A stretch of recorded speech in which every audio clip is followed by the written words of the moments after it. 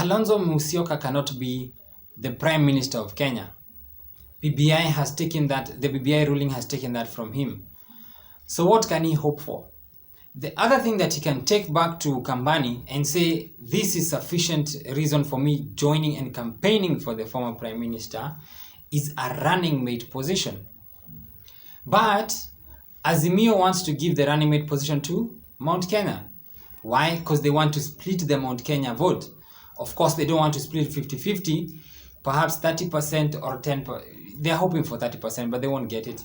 So anyway, if you can't take back the Prime Minister position and you can't take back the running mate position, will you take back the Chief Minister position when you have 2.2 million votes behind you?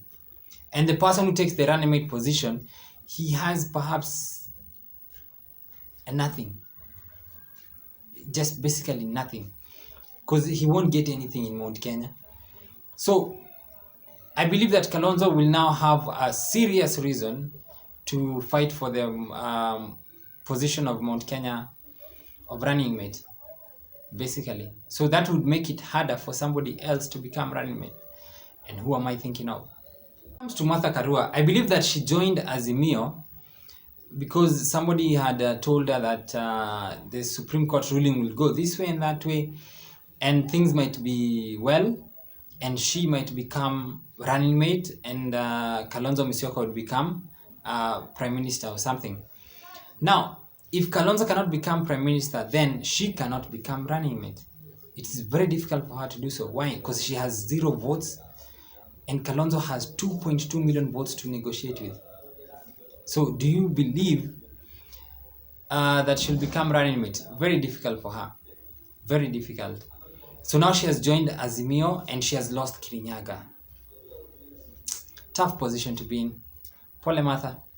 So what happens with the former Prime Minister? How does the BBI ruling affect him? Well, it's very difficult for him to make a coalition pact right now, or increase his coalition pacts, or sustain them without that ruling, because now he can't offer additional positions to other people.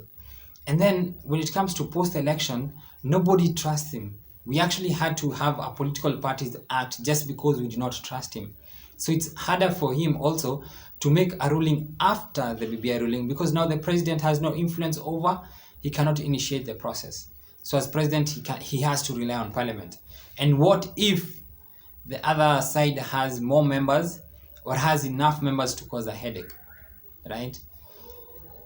So he's in a more difficult position for him. And then now he has to consider seriously now Kalonzo Musyoka as the running mate. And if he does that, then that means the hope of splitting Mount Kenya is lost. So if that is lost, then it makes it harder for him to climb to the presidency. Tough position. How does this BBI ruling affect the deputy president? Well, it makes it harder for his opponent to sustain a coalition with promises that he'll do this and that after the election. Remember, this ruling says that the president cannot initiate a popular initiative. So he can't do that as president. He has to rely on the legislative arm of government. And if he does that, what if that arm of government, the majority belongs to the opposition? Will he succeed? Now before the election, let's come to before the election. Before the election, the use of KRA, DCI, ODPP, and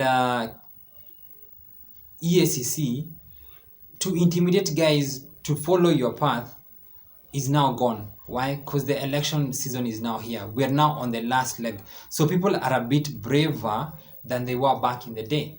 So you can't really push BBI through the legislative arm right now, which means you cannot have guarantees for people like Kalonzo Musyoka or Martha Karua or Peter Kenneth right now. They have to depend on your goodwill after the election. And then the court has limited your power after that, so you can't really do much. So the benefit to DP Ruto is 1, bragging rights, and 2, difficulty for his opponents to sustain a coalition against him with the promises of doing this and that before or after the election. So how does the BBI ruling affect Musalia Mudavadi?